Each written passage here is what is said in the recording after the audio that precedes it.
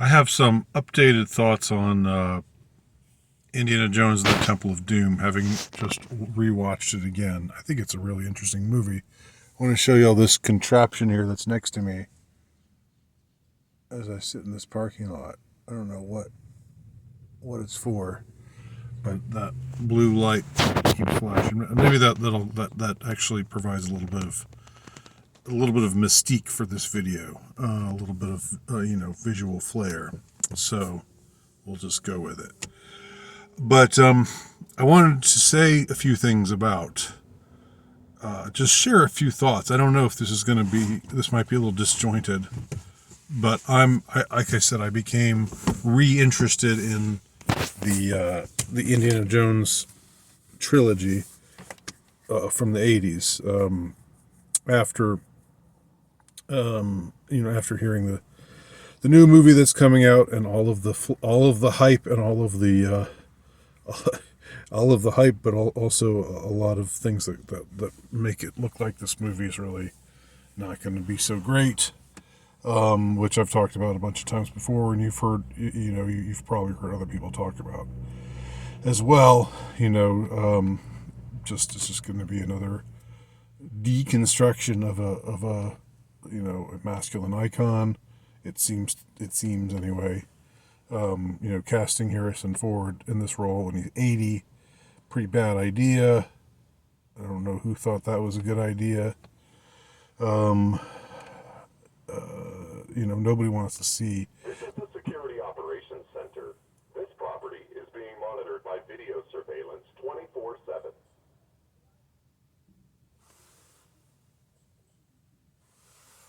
Okay. All right, go ahead and monitor me. Monitor the whole damn parking lot. I'm fine with that. So I I guess maybe like they think drug deals and stuff take place in this parking lot at night or something, and that's why they've got this weird looking contraption. Surveillance state is everywhere. Doesn't matter who you vote for, you're still going to vote for the surveillance state. The only way to take on the surveillance state is not through the ballot box. It's through other means, which I won't go into here, but I think you know what I mean, don't you? Anyway, maybe I'll move away from this thing just because it's distracting, and I don't want it to start talking again. I don't want it to start talking in its police state AI tones of of mechanical speech. So move. By contraption. Bye. Bye.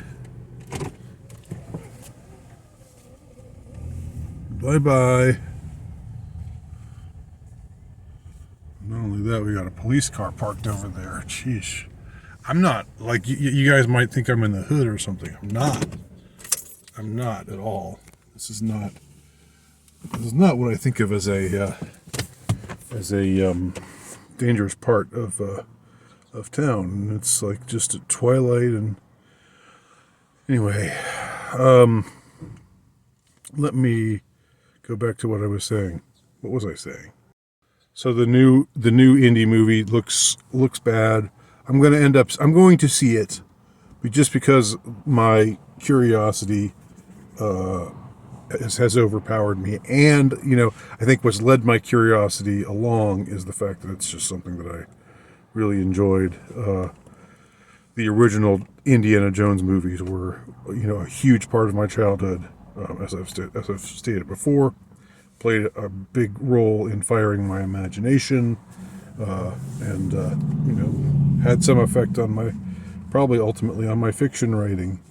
So even though it's not immediately seen, so But I wanted to especially revisit Temple of Doom because it's the most interesting of the three in that it's the one movie of the trilogy that does not have a single Nazi in it. There's no Nazis. You think of Indiana Jones, you think he's going around fighting Nazis, and he is mostly in the two other movies he is. But in this one, there's not a Nazi in sight, and in fact, in this one, the baddies are all ethnically other. You begin with an opening in Shanghai, and India's squaring off against these ruthless Chinese gangsters, Lao Chi and his boys, and yeah, and so and then the location moves. I'm not going to just summarize the whole plot or anything. I'm just going to kind of hit some of the interesting points. So the location gets shifted to India, and there are some some really interesting things going on thematically. You know, as I said, this is the one movie where it's not about Nazi stuff, and it's also the one movie, well, of the trilogy, not including the Crystal Skull movie from the aughts, which I don't even know what to do with that one. But I don't really put it together with the three real ones, which came out in the 80s, all three of them. So we moved to India, and there's some really heavy subject matter, and there's some weird, like, you want to talk about, like, nobody in the 80s was talking about adrenochrome. Nobody in the 80s was talking about Hollywood depravity as far as what was happening, about stuff happening to kids and kids being drugged, and exploited, and nobody was talking about kids being kidnapped, and taken over by a cult that practices human sacrifice. All of that stuff, all of those kinds of elements, even though it's set in India, it's like, wow, this is like a conspiracy. This is like something that somebody who's conspiracy minded, or who has an awareness of various things, various stories that aren't talked about in the mainstream media, but that are legitimate stories in which they broke through into the mainstream media. The mainstream media had to cover it when Jeffrey Epstein's arrest took place, and then his mysterious death took place, and supposed suicide took place in prison, and all of those kinds of things. That drew attention to the fact that there's this elite faction of perverts out there, and that's what the movie is kind of about. Now, there's not actual sex involving minors, and I should say, by the way, also, I think back in February of 2021, I was just sort of I recorded a video, and I was just sort of thinking about Spielberg, because there's some things about Spielberg that are a little iffy.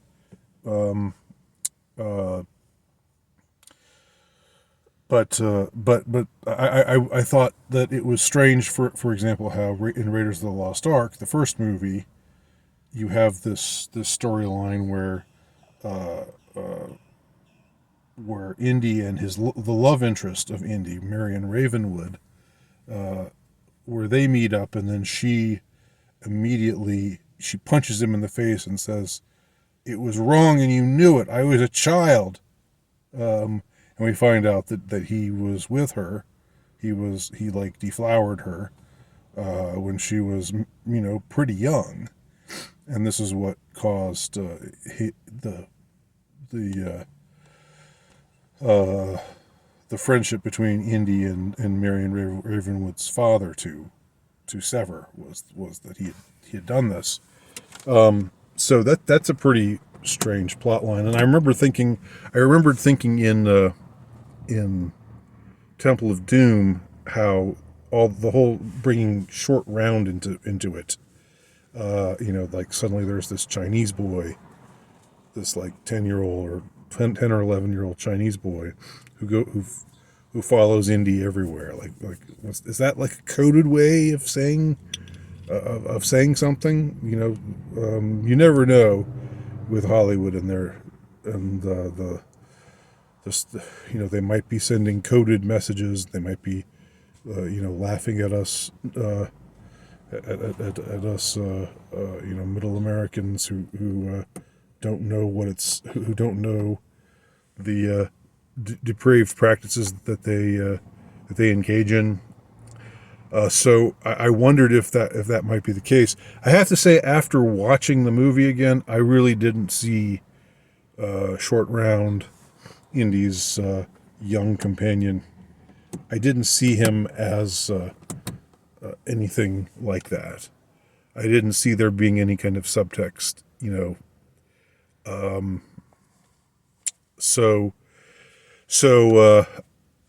but there are a lot of other really interesting things, So as I was saying, there's they come upon a village which is impoverished because the shaman in this village, the sort of tribal priest or whatever, he tells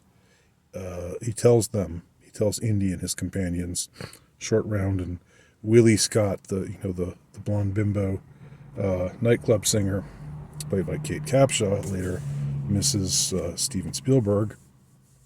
Got himself a nice little shiksa there.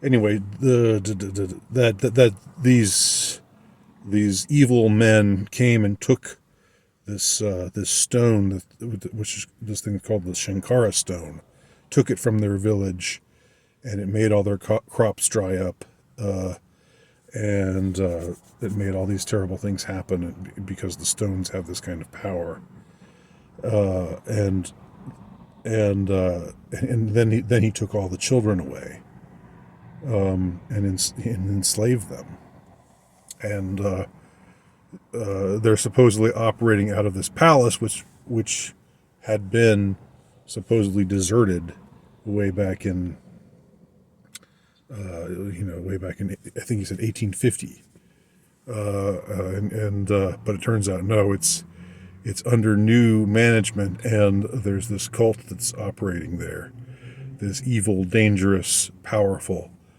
cult that practices Thugi worship. And the Thugi were an actual historical phenomenon. I don't know very much about them, but as I said in a prior video, I'm pretty sure that Thugi is where the word thug derives. And so they were this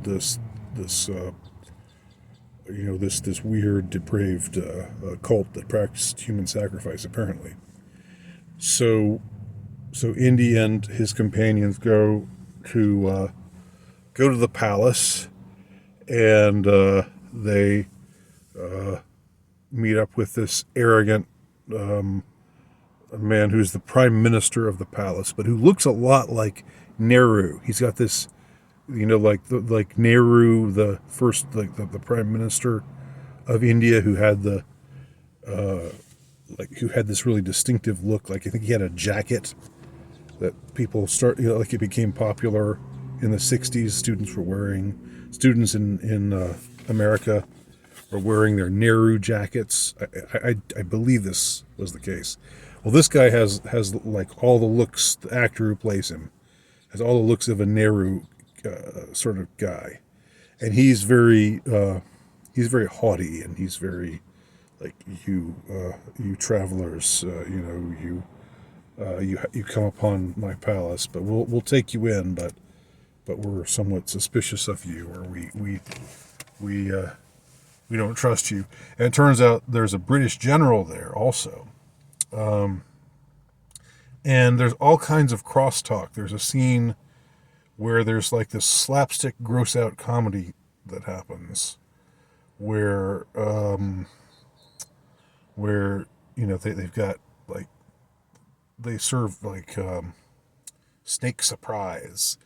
They bring out like a dead snake, and then they cut it open, and eels come out, like live eels come squirming out of the dead snake. And some of the men there just dropping these eels down their throats. It's ridiculous stuff. um and then chilled monkey brains, and it's like, like, this is, you can understand. I'm not a woke kind of guy, but you can understand why the Indians were. If I were Indian and watching this, and this was like, oh, this is the crazy stuff people eat in India. Yeah, there he goes again. I would think, no, that's wrong. They're stereotyping us as these people who eat all this gross, disgusting, repellent stuff, when actually they're vegetarians. They don't eat meat, right? They're the Hindus.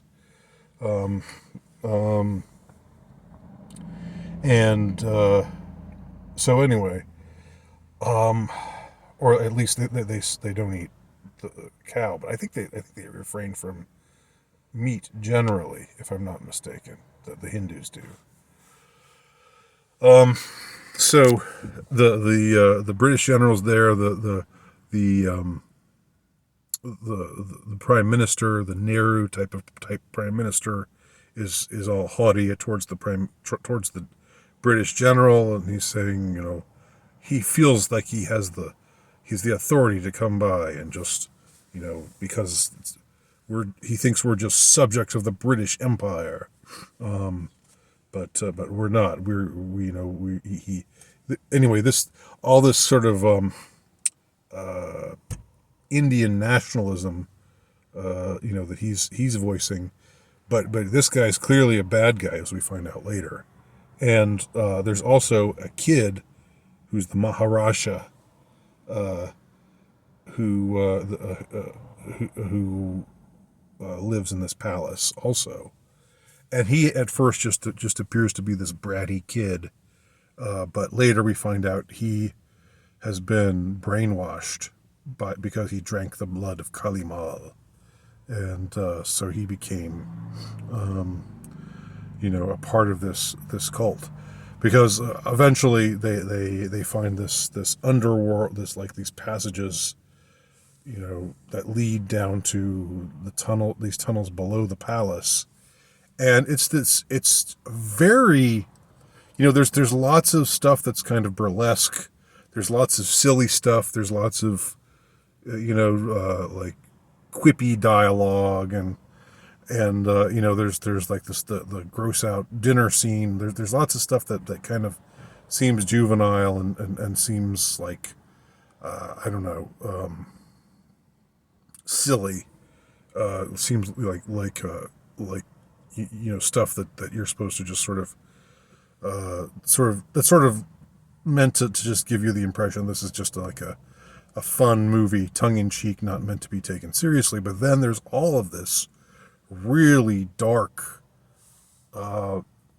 there's this really dark aesthetic that's very, very interesting and very cool, in a dark, horrific kind of way.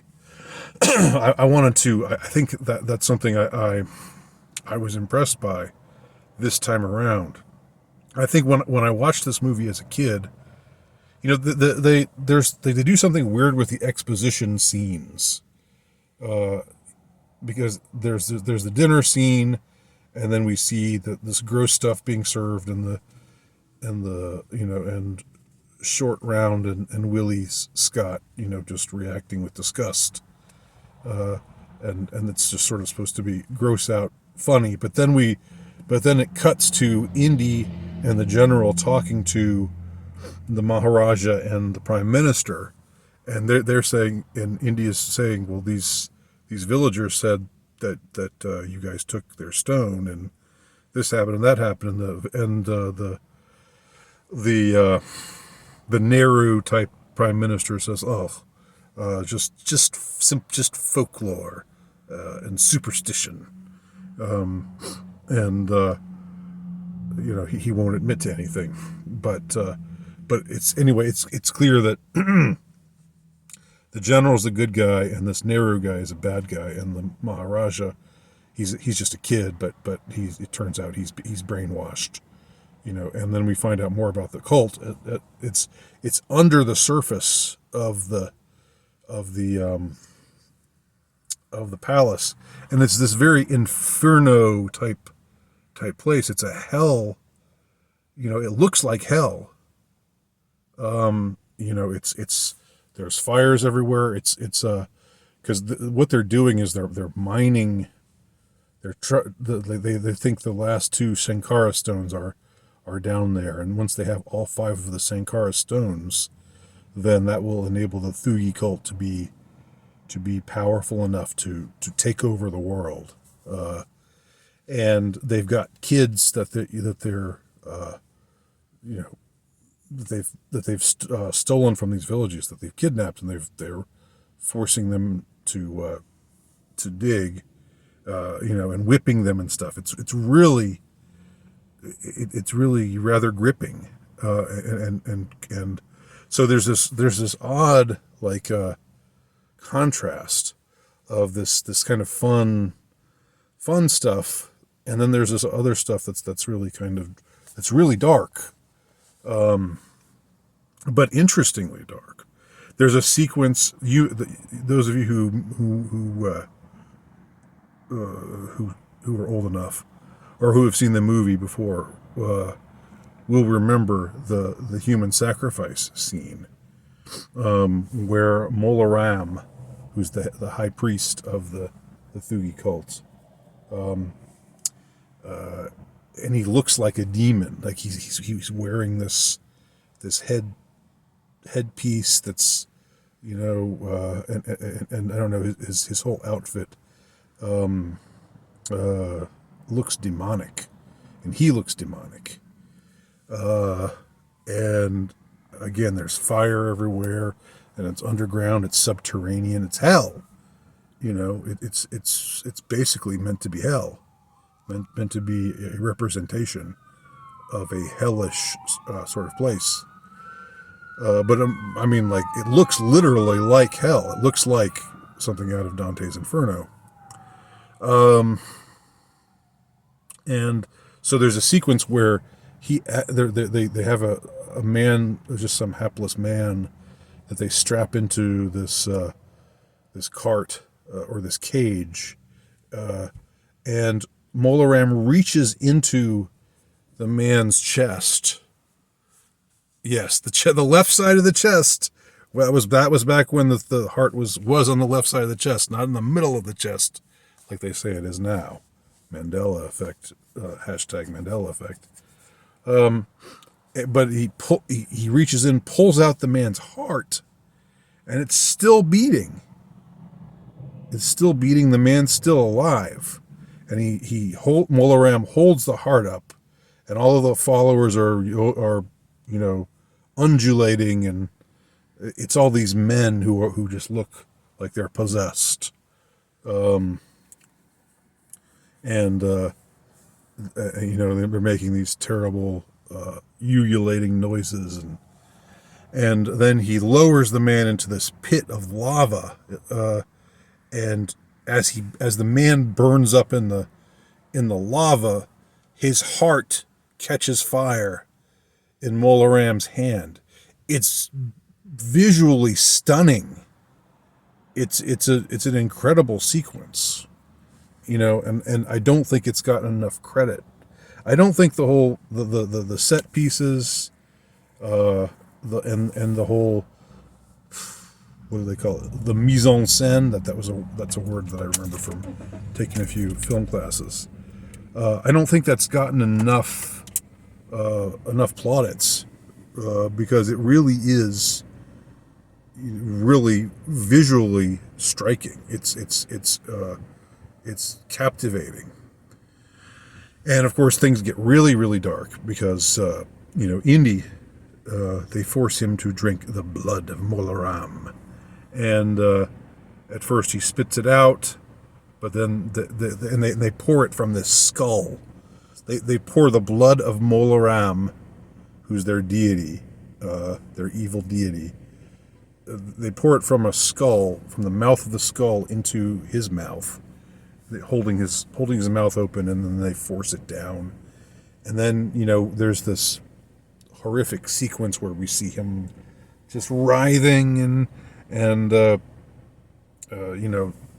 screaming, and then it takes him over, and Indy is actually possessed for a time in the movie. He's in the black sleep, as I think it's called, or something like that. So you've got all these things going on like this.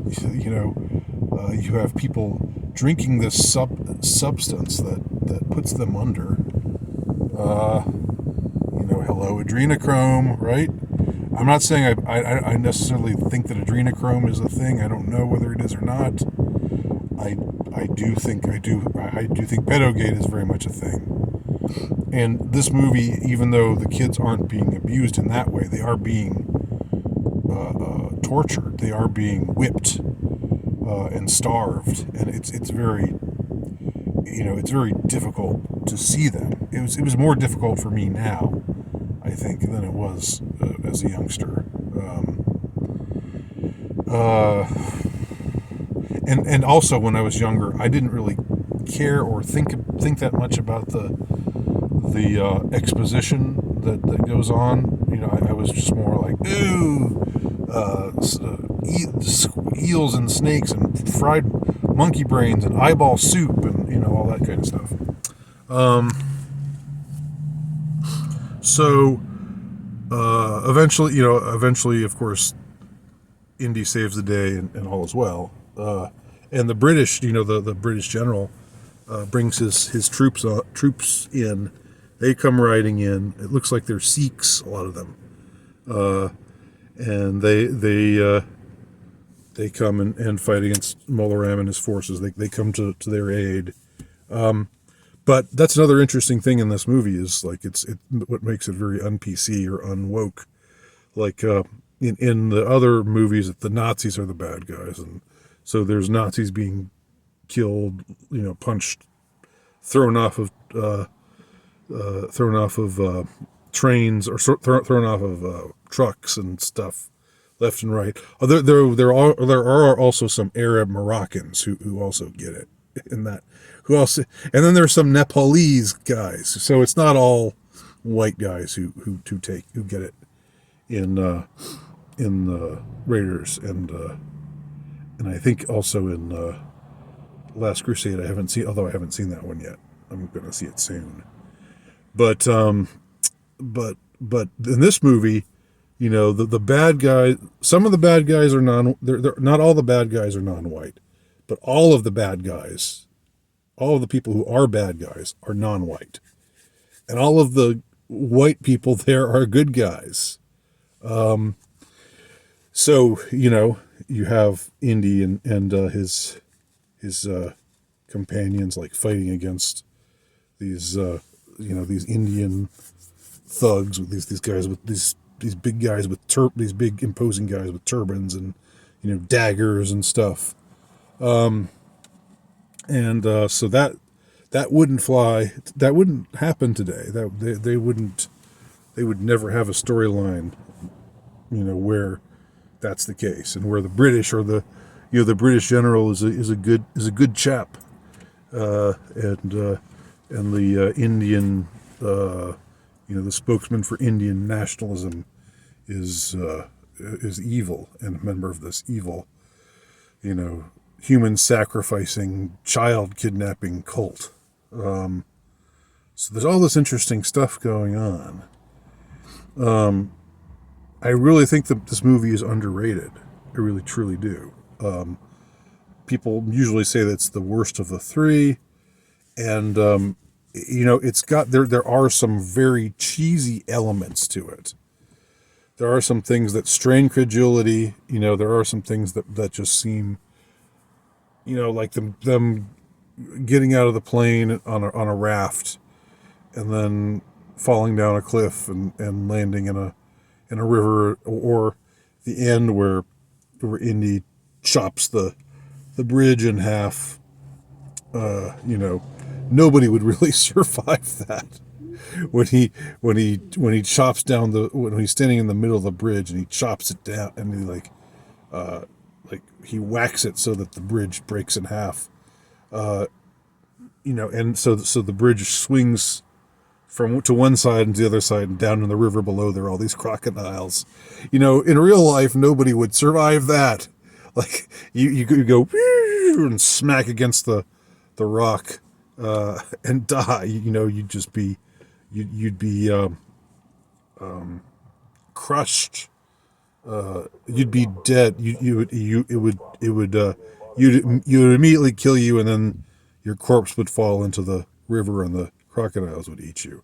But Indy survives, and the others survive, and it's very unrealistic. So there are some things like that just seem really silly. But I think that and it's also done in a way that's purposely campy. But belying that is this very, very dark and for me very compelling storyline. I should say the kids all get rescued. The children all get rescued. So there's this really, heartbreaking kind of like in the other movies we didn't really see children at all. In Raiders of the Lost Ark, there were no children who were ever at risk at any time. This thing, children are imperiled. Children are getting whipped. There's one scene near the beginning where a child who escapes staggers back into the village, and he looks like he's emaciated. He looks like he's about to die. He's about to just pass out and die from hunger, and it's just. But in the end, all these children run back to the village because after Indy saves the day and gets the Shankara stone back. So there's that as well. There's this element of the story that's about children, about child imperilment. I don't think any of the other movies have children in them, including Crystal Skull. Crystal Skull has Mutt, the Indy's son, but he's not a child. He's like a teenager or a young adult or something like that. Shia LaBeouf, and but this is the only movie where the stakes are really raised. Where we see real innocence being made to suffer in terrible ways, and a starving village, and also this landscape, this hellish landscape. Now, silly stuff happens, crazy stuff happens, stupid stuff happens within this whole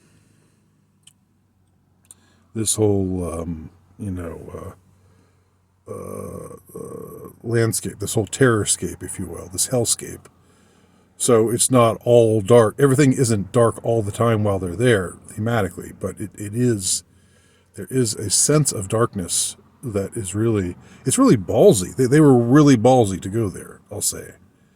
And I'm glad that they did it. I'm glad that they didn't just, let's just go back and fight the Nazis again and have something else where the Nazis are trying to find some artifact that's going to. Of course, they did that with the next one. with the Grail. What was it called? So yeah, where they go back and fight the Nazis again, and this time it's about the holy the artifact is the Holy Grail, the Grail that Christ drank from at the Last Supper. So this time they went to a different locale. They had a whole different set of myths that they worked from, Hindu myths, and also this Thugi cult, which I don't know if there's never been anything else that I know of that's covered the Thugi cult. It's just a really obscure thing that they plucked out from obscurity to use in this popcorn movie. So those are my thoughts on Indiana Jones and the Temple of Doom. Thanks for watching. If you've sat all the way through this, I appreciate it. I'll talk to y'all soon.